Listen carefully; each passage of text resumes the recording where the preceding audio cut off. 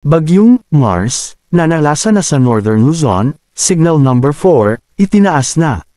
Location of center, 200 kilometro east of Apari, Cagayan, 18.3 degrees north, 123.5 degrees east. Tropical cyclone wind signal number 4.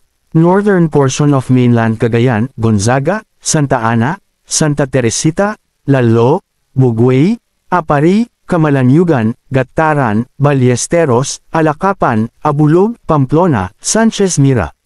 Babuyan Islands, northeastern portion of Apayao, Santa Marcela. Tropical cyclone wind signal number 3. Southern portion of Batanes, Mahatao, Uyugan, Basco, Ivana, Sabtang. Rest of Cagayan, rest of Apayao, Ilocos Norte, northern portion of Abra, Tineg. Tropical cyclone wind signal number 2.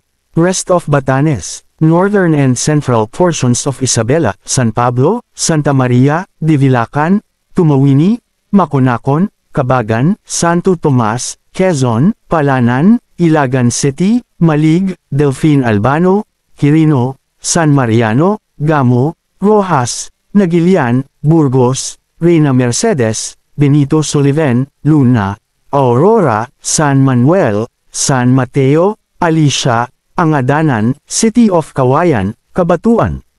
Rest of Abra, Kalinga, Mountain Province, northern portion of Ifugao, Alfonso Lista, Aguinaldo, Mayoyaw, Banawe, Hongduan. Northern portion of Benguet, Bacon, Mankayan.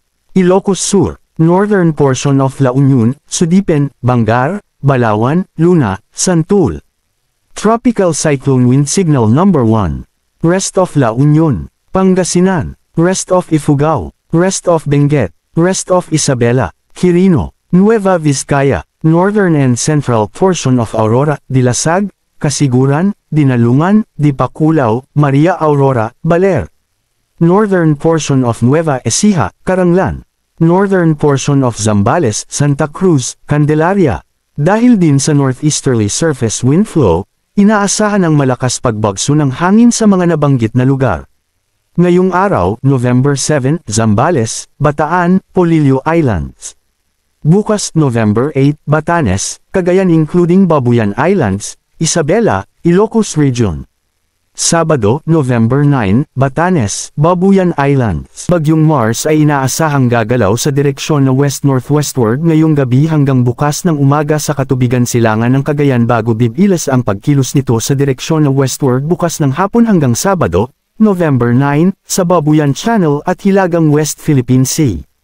Inaasahang maglandfall o dadaan malapit sa Babuyan Islands, Hilagang Mainland Cagayan, Ilocos Norte, at Apayao bukas ng hapon hanggang Biyernes ng madaling araw, November.